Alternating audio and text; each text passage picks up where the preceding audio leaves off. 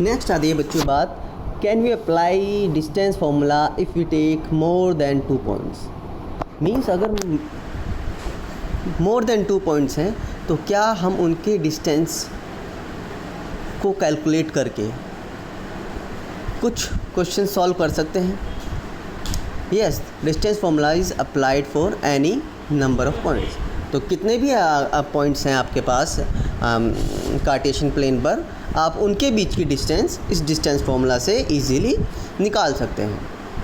तो यहाँ देखो एग्जांपल 1 दिया है, इक्वी डिस्टेंट पॉइंट्स। पहले तो ये हम समझ लेते हैं केस 1 इक्वी डिस्टेंट पॉइंट्स क्या होते हैं और केस 2 कॉलिनियर पॉइंट्स क्या होते हैं और पॉइंट्स ऑन ट्राइंगल क्या होते हैं। देखो बच्चों, इक्वी डिस्टेंट पॉइंट्स मतलब 2 पॉइंट्स हैं, मान लिया एक पॉइंट ये है, एक पॉइंट ये है।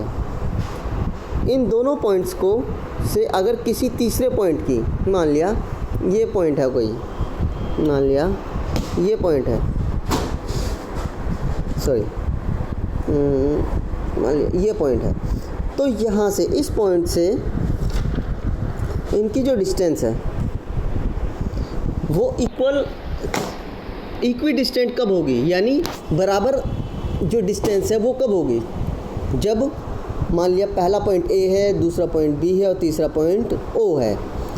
तो ओ से ए तक की डिस्टेंस अगर ओ से बी तक की डिस्टेंस के इक्वल है तो वो पॉइंट्स ओ से इक्वी डिस्टेंट होंगे, यानी ए और बी पॉइंट ओ से इक्वी डिस्टेंट होंगे।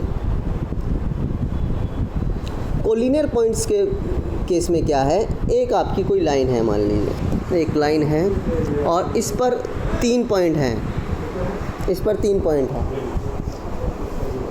अगर ये इसी लाइन पर हैं तो ये कोलिनियर होंगे। और कोलिनियर के लिए आपको ये कंडीशन होनी चाहिए कि मान लिया पहला पॉइंट ए है, दूसरा पॉइंट बी है और तीसरा पॉइंट सी है।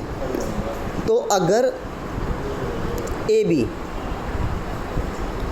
प्लस बी सी, यानी ये प्लस ये, इन दोनों की डिस्टेंस टोटल ए सी के बराबर है, इज़ इक्वल टू ए सी, तो ये पॉइंट्स कॉलिनियर होंगे। लेकिन अगर ऐसा नहीं है, ऐसा नहीं है, अगर मान लिया एक पॉइंट यहाँ पर है, एक पॉइंट यहाँ पर है, एक पॉइंट यहाँ पर है, तो ये मान लिया ए सी और ये कोई पॉइंट है बी, अगर इस तरह से है तो हमेशा जब भी ट्राइंगल बनेगा तो A B plus B C, यानी ट्राइंगल की 2 साइड्स की जो लेंथ होगी वो उनका सम वो तीसरी साइड से हमेशा ज़्यादा होगा।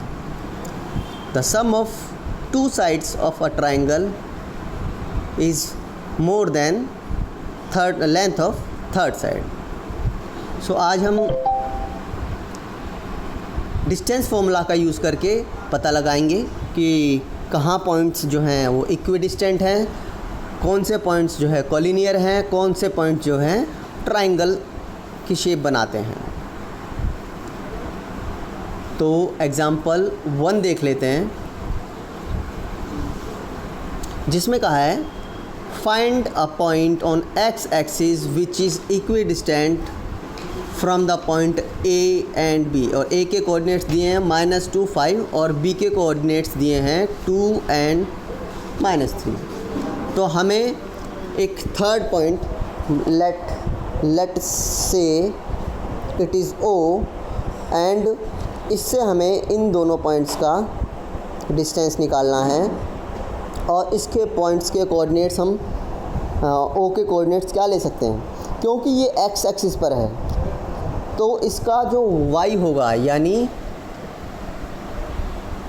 इसका ऑर्डिनेट वो 0 होगा।